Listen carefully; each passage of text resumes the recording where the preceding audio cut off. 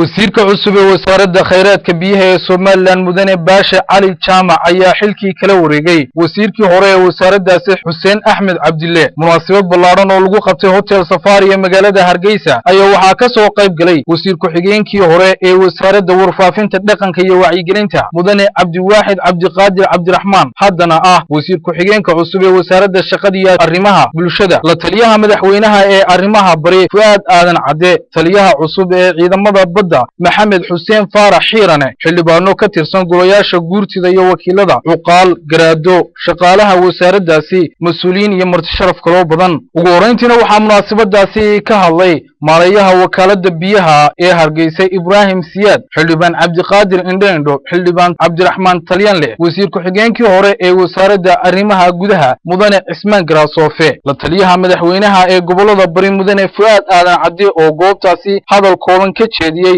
ayaa waxa uu yiri biyuhuna waxa ugu weyn ee ajar laga helo weeye. waxa ugu weyn markaad cid waraabiso, gabadhii la yiri ay dadka cunay waraabisay jannadii bay ku tagtay. haddaad dadka waraabisaan iyo dunyada iyo beeraha, idinkuna dee janno ka weyntii horaad bedelaysaa. wasiirkii hore ee wasaaradda biyaha Mudane Xuseen Axmed Cabdille ayaa goobtaasi ka hadlay isla markaana madaxweynaha Soomaaliland uga mahad celiyay muddadii ay soo wada shaqeynayeen. Mudane Axmed Maxamed Maxamuud Siilaanyo oo 20 bilood ka hor xilkan wasiirnimo ii dhiibay, aad iyo aad baan ugu mahadnaqayaa. maantana xilku ii dhiibay ka qaadista ugu sameeyana 4 jeer 5 jeer baan ugu mahadnaqayaa. halkaan idinla joogaya nin xisbi kale u diga roganayana miihi, anigu kulmiyaan ahay waan ahaanaya. maanta chance baan u helay xisbigii kulmiye oo aan golihiisa dhexe ka mid ahay inaan wax alla wixii aan la qaban karaayo aan la qabto, oo waa chance soo maray.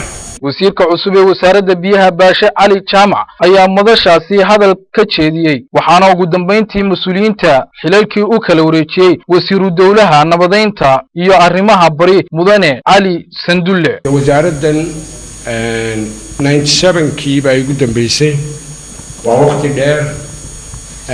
markii horena sidii maxamed cali cagti sheegayay, aniguna waxaan markaa waaga aasaasay wasaaradda xanaanada xoolaha oo markaa hal qol ku jirta 91kii dawladdii Cabdiraxmaan Axmed Cali. sunnaha iska sidaas in la isbedbedelo oo maalinba nin yimaado.